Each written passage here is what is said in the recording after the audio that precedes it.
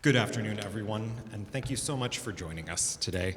This program is entitled From Behind Closed Doors, because tonight we're rediscovering and bringing to life music that, for one reason or another, was hidden away, in some cases for centuries. The program also features some music that has never been heard before. More on that in the second half. The piece you just heard, Or che la vaga aurora, is a madrigal by a Renaissance composer named Vittoria Aleotti. She was born around 1570 in Ferrara, Italy, and despite the substantial obstacles that women in music encountered at that time, she became an accomplished musician. She mastered several musical skills at an early age, including the harpsichord, and at age 14, she joined a community of women as a nun at the San Vito convent in Ferrara, where she was able to develop a broader musical skill set and take on leadership roles like conducting and composition that would have otherwise been unavailable to women of her time. Next, we will sing the Credo, which is the recitation of the Nicene Creed, from William Byrd's Mass for Five Voices. Byrd was an English musician and composer born around 1540, almost half a millennia ago, which is kind of amazing to think about. He was trained as a choir boy in the Anglican Church and became one of England's foremost musicians and a renowned composer. From his 30s onward, Byrd became increasingly involved with the Catholic Church in England, which during his lifetime was banned. Someone found with the sheet music for this mass in their possession could have been arrested or faced even greater consequences. We hope you enjoy this transcendently beautiful and potentially dangerous music. Credo in unum Deum, Patrem omnipotens,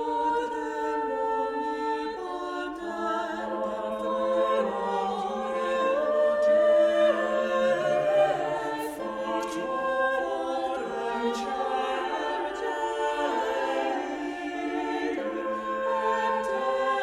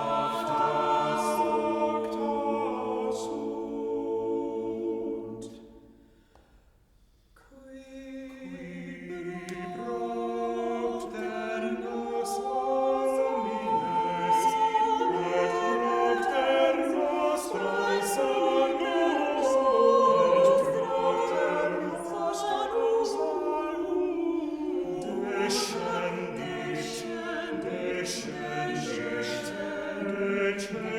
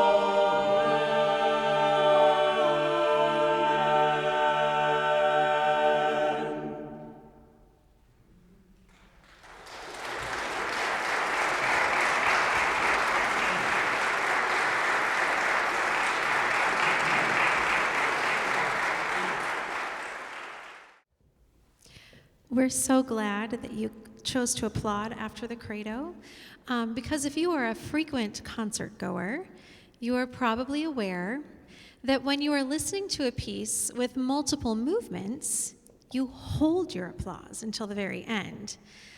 I think everyone learns this the hard way, because you start joyously clapping after a movement and then realize it's just you and a couple of other people. It's awkward.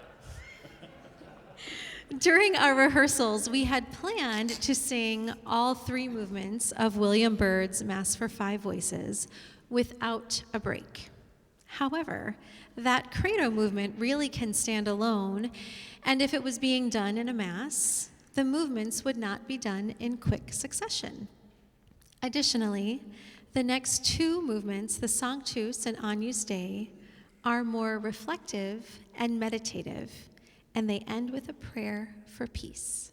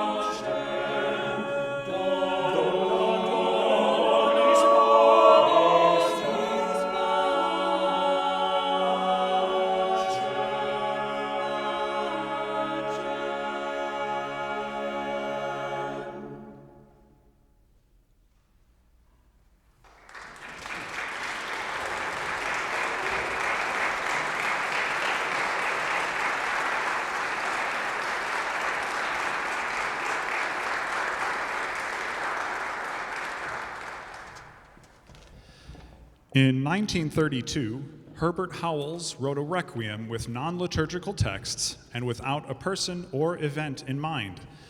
It may have been for practical reasons, just writing a nice piece for a really great choir.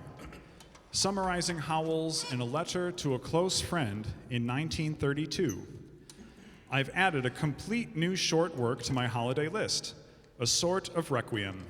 I began flirting with the idea on Sunday and finished it yesterday. It's done specifically for King's College, Cambridge. It's all simple double choir stuff, all unaccompanied. I may or may not publish it. At the moment, I like it. He never sent it to King's College. Paul Spicer, noted Howells biographer and conductor of the Finzi Singers. Howells just didn't bother with it. He was hopeless like that. Quite genuinely, he used to forget what he had written.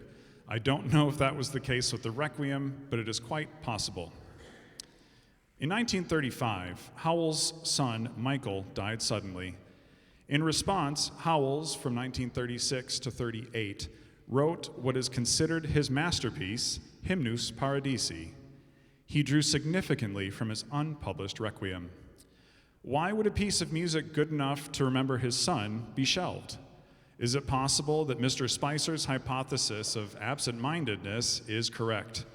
Or maybe it was conscious, worrying that the similarities to Hymnus Paradisi were too strong. In any case, it's now time to thank a librarian. In 1980, Joan Littlejohn, a Howells pupil and librarian at the Royal College of Music, found it, convinced Howells of its integrity, and it was premiered by the BBC Singers later that year. Please enjoy some simple double choir stuff, Salvator Mundi, and later I heard a voice.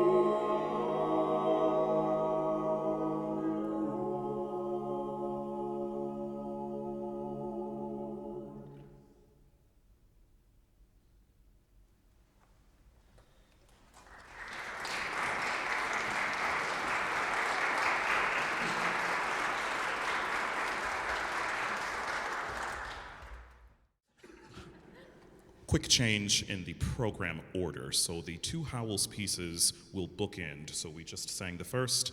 There will be two pieces in between by Sulpicia Cesis, who was a highly regarded lutenist as well as a religious sister in an Italian Augustinian convent. During her years in the convent, she got there early. I think she was 16 when she took vows. During her years there, she published one volume of music in 1619 entitled Moteti Spirituali, which contains 23 motets for anywhere from 2 to 12 voices. There are also parts for tenors and or basses and or continuo, because, good music is versatile that way, right? I should note, however, though, we have it on good authority that they did not allow men visitors into the convent, so although these parts were there, I'm certain they were not performed, at least not in that space. The two pieces you will hear, the first will be O Crux Splendidior, and the text of this dates back to the 12th century, and is a text that admonishes the cross as the means of bringing about salvation to the world. The second you will hear is Stabat Mater, which is a 13th century Christian hymn to Mary, which portrays her suffering during the crucifixion of her son, Jesus Christ. So please enjoy O Crux Splendidior, Stabat Mater, and then the howls at the end. Thank you much.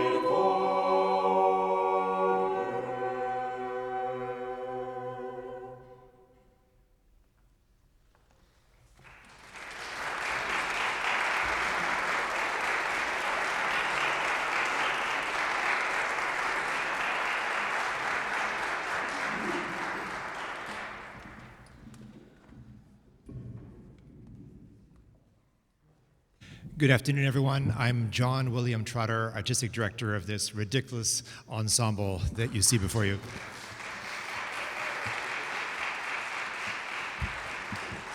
I am frankly honored and proud to share the stage with them, even for 2 minutes. It's the weirdest thing to be a conductor of an unconducted ensemble. My job right now is to tell you a little bit more about Her Voice, which was our brainchild started during COVID that has just taken off like crazy. It's a process that takes 1.5 years every time we do it. So 1 year's version overlaps with the next year. Right now, we've published the date for submissions for the third cycle of Her Voice, and that will mean that over the springtime we receive pieces from all over the world. Over the summer we offer Zoom mentorship to the entire group about the business of composing from established women composers who are recognized around the world for having found their way into what is a very difficult profession to understand from the outside. And then we select, with the help of our panel of mentor composers, a group of particularly promising, outstanding pieces. And those pieces are worked on one-on-one with the mentor and the composer to produce a first final draft.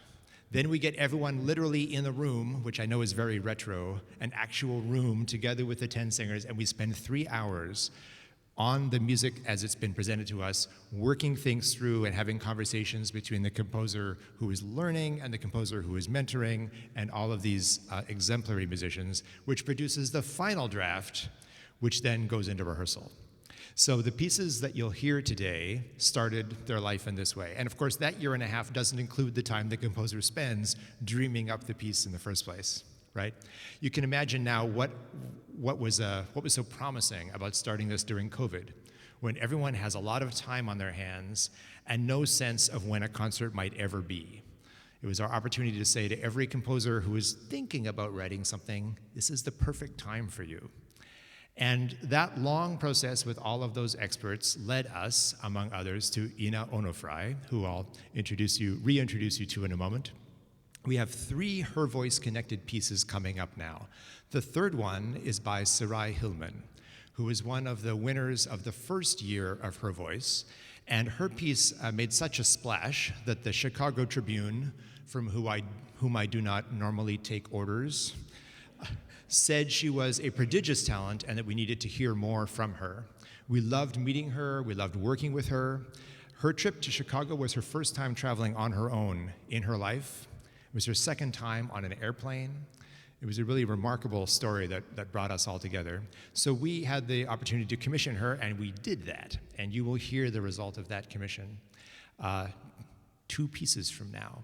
1 piece from now, you will hear Invitation to Love by composer Brittany Benton, who will actually be in Chicago in 2 weeks for our next round of these concerts. So if you have friends in the River Forest area or anywhere in Chicago near DePaul University, bring them by or come yourself, and we'll introduce you to another one of our composers. And now, to speak about her piece, Lullaby, Ina Onofray.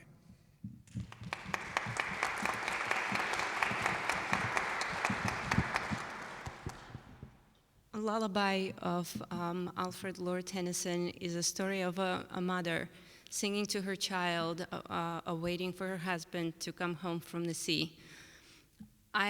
When I first found this poem, I fell in love with its beautiful, poetic scenery and a simple language, but what made it even more special for me is it reminded me of the nights I was singing lullabies to my child, who's now 11 years old, while I was waiting for my husband to come home from the long hours working as a first responder.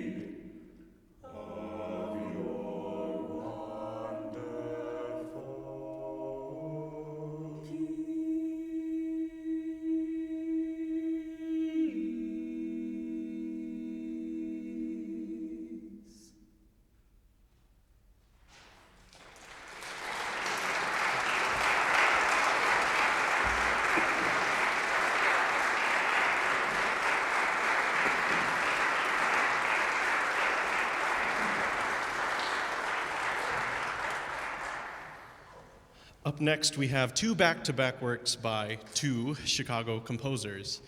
First, Florence Price, with whom I feel a sort of kinship with because I, like her, was born and raised in Little Rock, Arkansas, and both of us found our way to Chicago to live and work as musicians. She was quite prolific as a composer, having written over 300 pieces of music, both vocal and instrumental. And in 1933, she became the first black woman composer to have a large work performed by a major orchestra, that orchestra being the Chicago Symphony Orchestra. Interesting to note that the CSO's current composer in residence, Jesse Montgomery, is only the second after Price in that whole 90-year period with the Chicago Symphony. She stayed active until her death in 1953, and unfortunately, her work was forgotten in the decades following.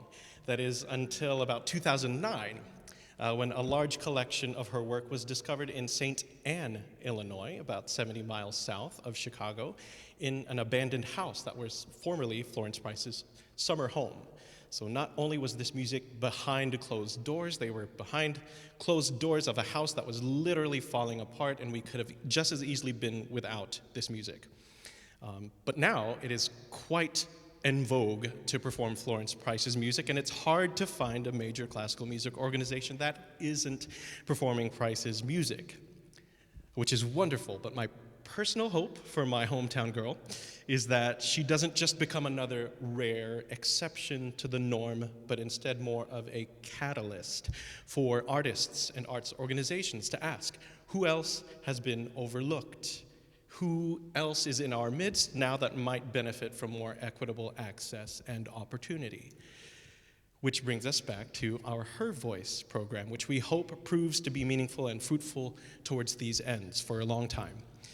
You've heard pieces tonight by the winners, and now you'll get to hear one from the chair and mentor composer, Stacy Garup, who, like Florence Price, you'll be hard-pressed to find an organization, especially around Chicagoland, that is not performing her music. She stays quite busy.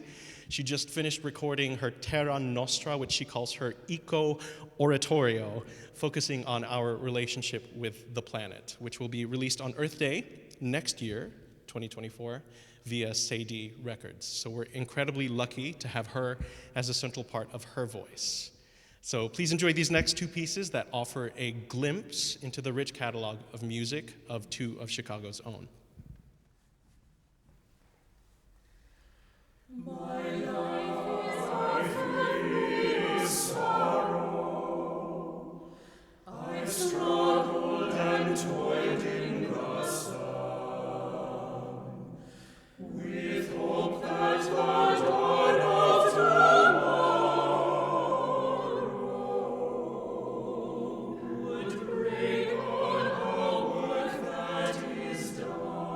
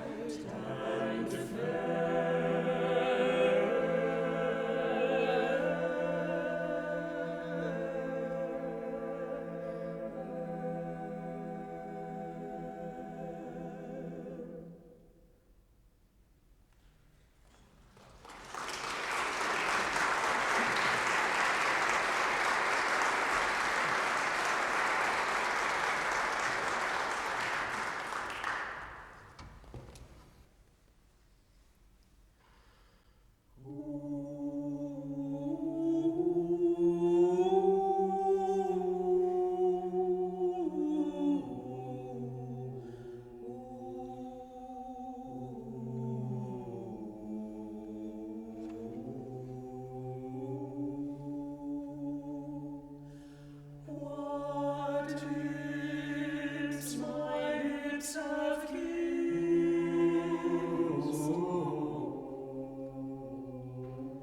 And I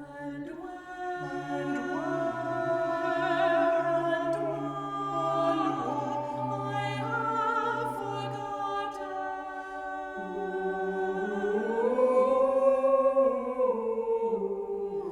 And what arms have laid on my head, dear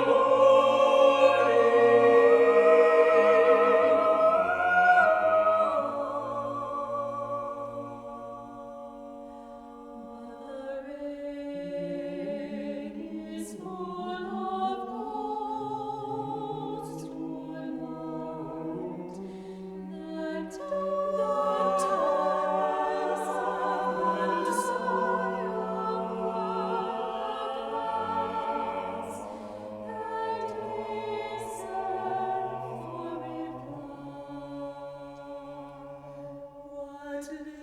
What lips my lips have kissed, and where, and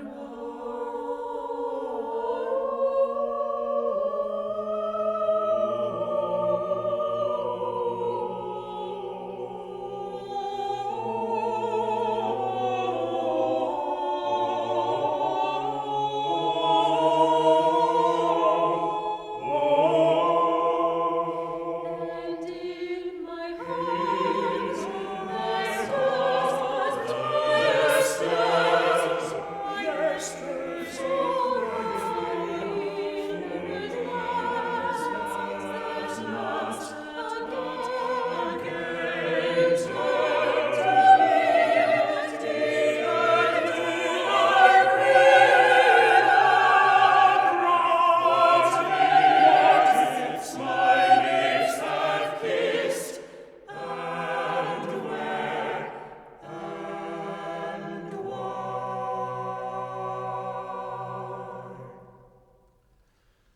Thus in the winter stands the lonely tree.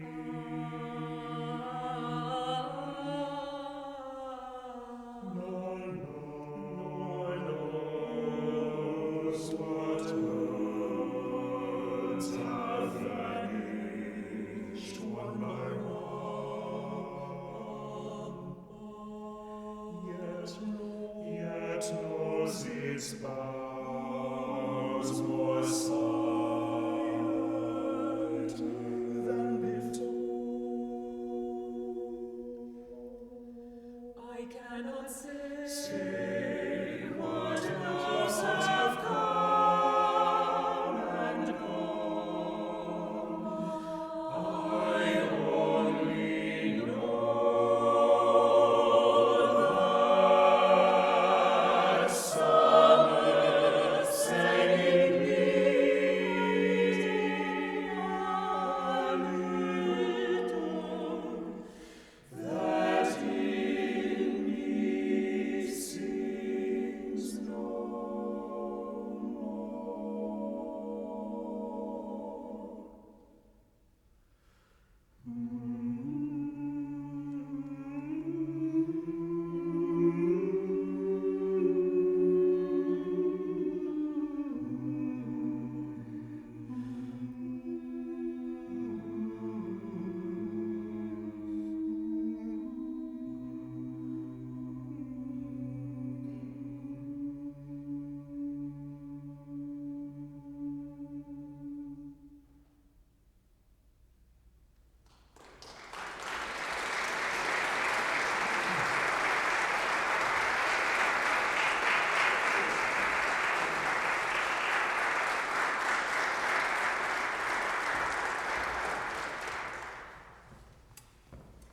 Thank you. On behalf of myself and my lovely colleagues, we thank you for coming and supporting our concert tonight of Behind Closed Doors. We hope that you have enjoyed this beautiful and unique set of pieces, and we leave you with one last madrigal by Vittoria Aleotti titled Io Vamo Vita Mia. Enjoy.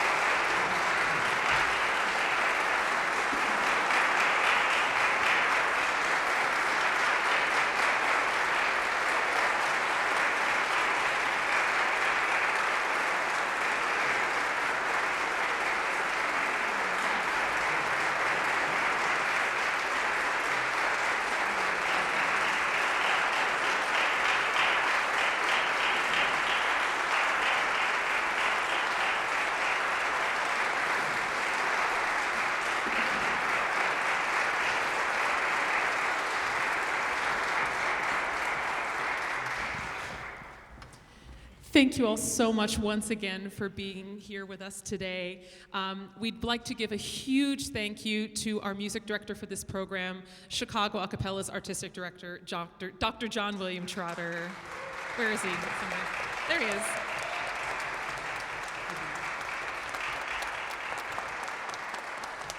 And just a reminder, there will be a Q&A after the concert with Ina and with Dr. John Trotter if you would like to stay for that.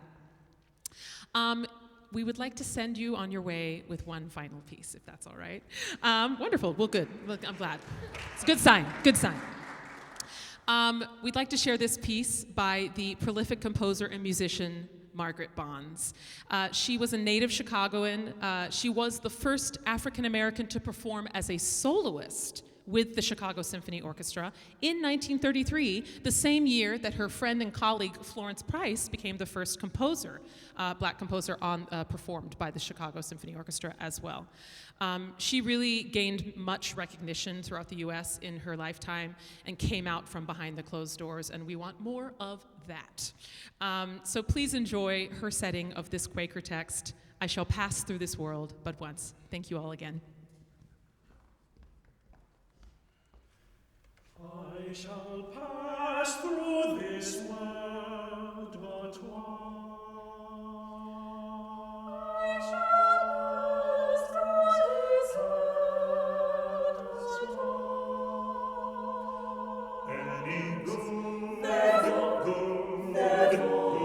I can do, or any kindness that I can show, or any kindness that I can show.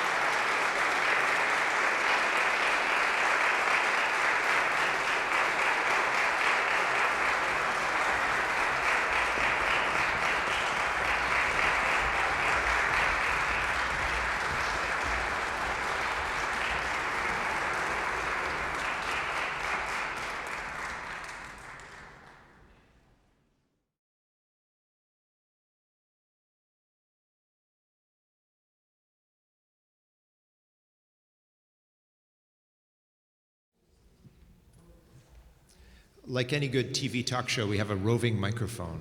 That's right. Which is going to be very challenging in a theater with no center aisle, but I'll do the best I can. Well, we had a passing comment from someone who can't stay, which was very complimentary. We'll take those. We'll also take questions, if there are any. So when you write your music, the process, do you actually hear the voices when you're writing the music? Yeah, in your mind, or do you sing it out loud, or how does that process work?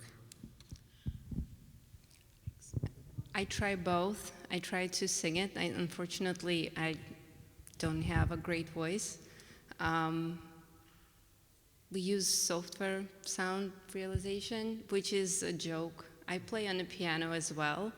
I try to imagine, but it's nothing compared to real voices. It's really, this is a true experience when you hear it, real singers singing. One of the reasons that we started Her Voice was there's a giant explosion in the number of choirs and a huge deficit in the training of composers to write for those choirs. So there are so many things that composers for choirs contend with that higher education, I say as a person who works in higher education, doesn't really handle to the level of detail that is needed to master the craft. And the words is a huge part of that. It's just a really, really complicated set of conditions and really, really deeply meaningful and promising set of conditions. And software doesn't do it. So you have to be in the room with a bunch of singers who have nothing to do but sing your stuff in order to hear back what is in your mind and refine your imagination so that it's more and more fruitful process over time, which is obviously too labor intensive and impossible to do.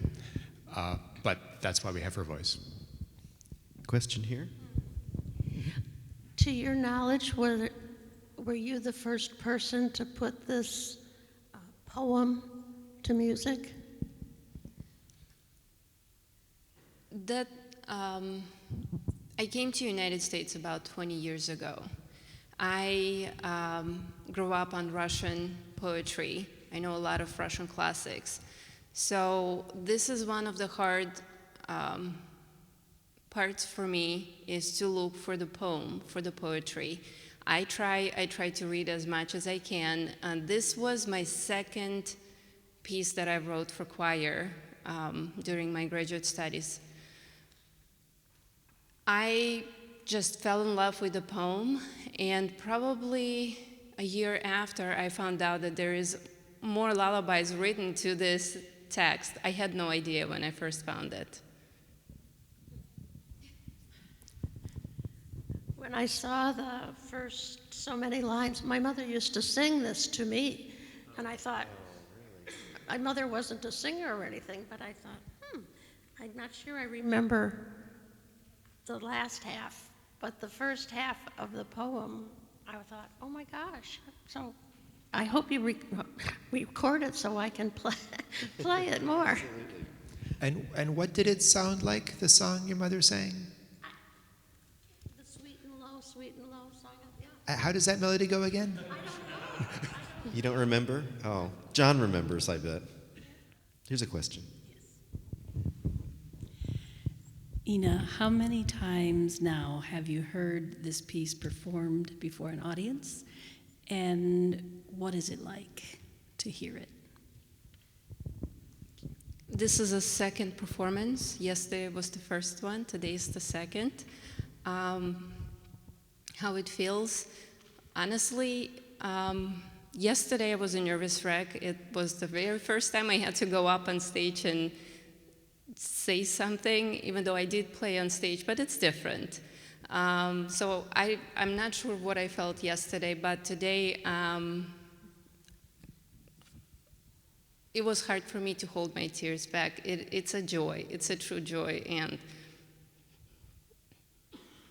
growing up in non-musical family, no one really in my family understood my passion for composition. being here right now in this environment in front of this wonderful audience and have my work performed by such a talented musicians. It's my dream come true. While Matt is running, being a composer is interesting because you spend most of your time by yourself doing the thing. And then when your music is heard, you can choose to accompany it, right? But when you're starting out as an emerging composer, you have no experience with that. And so one thing that gives us a lot of joy with her voice is taking the whole cycle through with the composer, including the kind of presentation to the public and the nerve-wracking elements of that, because the best time to experience that is as soon as possible, so that the next time you do it, it's the second time. What surprised you when you heard the piece for the first time with live performers? And did you have any other artistic, oh, I would have done it faster, I would have done it slower, I would do more crescendo there, I would do less crescendo. Did you have any of those feelings? During the workshop, it was a bit overwhelming for me, but with help of Stacy and John, we found the spots that I kind of intended but didn't know how to notate it properly, or we worked it all out, so yes. Notation is a funny beast, right? If you're familiar with reading music, it's a bunch of black marks on a white sheet of paper. It doesn't actually sound like anything. And, Ina's vision of this piece is kind of hard to capture. It doesn't have a backbeat, right? It really is effervescent and like a lullaby in your imagination, not just a lullaby in the world. And so finding ways to express those subtleties, and especially the pacing, using the system of notation that we've inherited, was a matter of give and take and trial and error. I was taught music in Russia, and Russia follows very strict, at least it used to many years ago, very strict rules, and everything has to be done in a specific manner, counted carefully, and God forbid there is an uneven number of measures. So it's kind of sits in the back of my mind and wouldn't allow me to be more free when I write music, and that's my battle right now. That's what I'm working on. But your vision is quite free, right? The music that's coming out of you, yeah, that's very interesting. Sondheim had a conversation with Bernstein about writing for musical theater, and said to Bernstein, if you're done with the phrase or you're done with the measure, be done. Like, don't fill in the remaining beats and measures to make everything symmetrical. And some of the moments in West Side Story and the bits that stick in our mind stick there because they're wrapped so tightly around the text and the motion of the thing in really unique ways. And often those are places where a beat is missing or a bar is missing, and it just lodges right in your memory and you can't forget it. Thank you for writing this. This is beautiful, and it's tender and smooth and wonderful. Like we talked about the rounds that the piece goes through, and you write it and then it's, critiqued and mentored and all of those things. How different is the piece now from your initial vision through those rounds?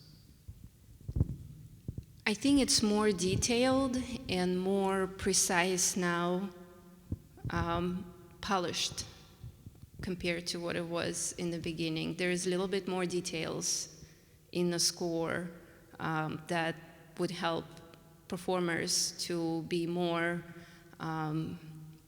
accurate with the vision of the piece. So it was more about the details, the polishing up and making dynamics, the flow of the piece, the pauses. We corrected a few of those. One unusual thing about this piece is actually quite accessible. Like, many choirs can technically sing this work. It's quite intelligently designed to not be extremely high or extremely low or virtuosic in ways that are unattainable. So we spent a lot of time in the workshop saying that and then saying, let's get this score so that a person who isn't in this room can realize what it is that we're talking about right now. And that's a pretty exciting situation because it means the piece can travel, even without you. Could you talk about what you meant when you said you almost gave up composing and then this happened?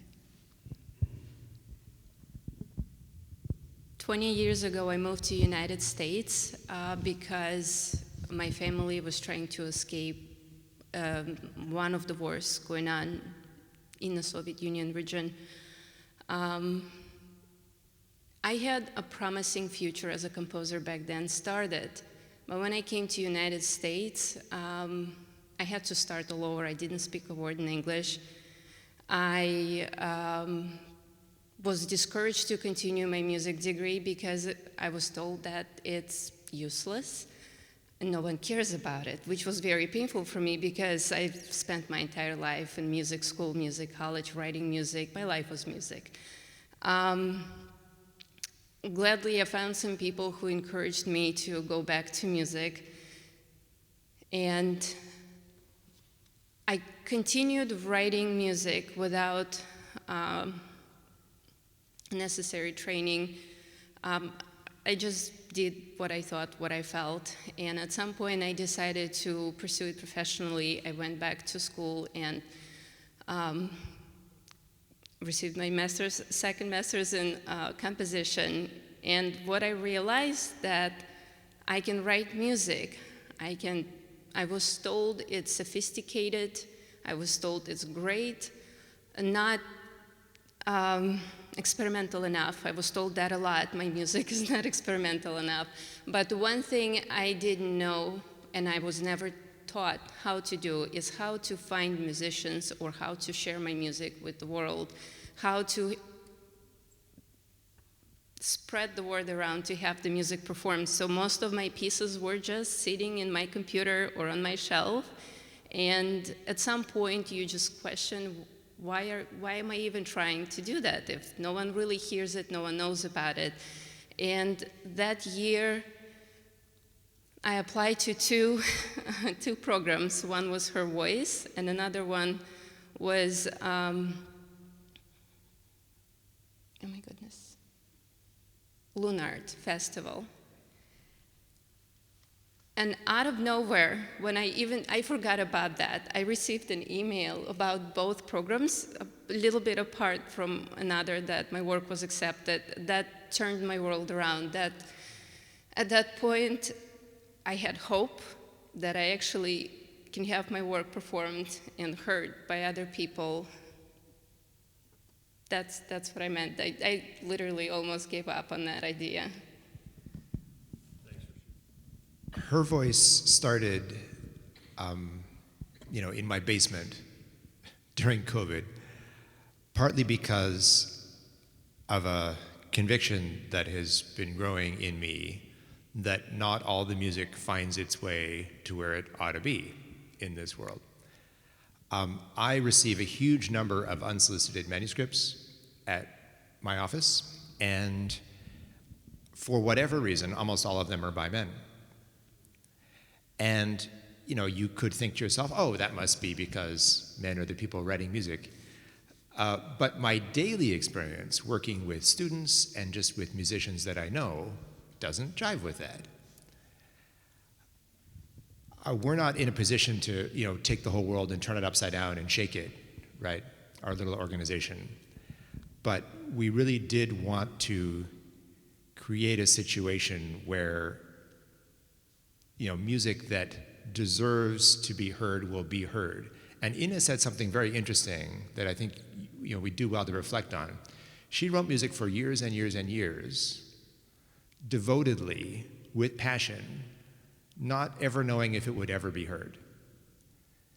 The personality that works that way is very likely to produce very good work, right? Just think about that. Like a person who will persist in that, who finds the act and process so engrossing, and who will not be denied by little details like who knows if they're ever going to hear that thing, are likely to master the form with a little help, right?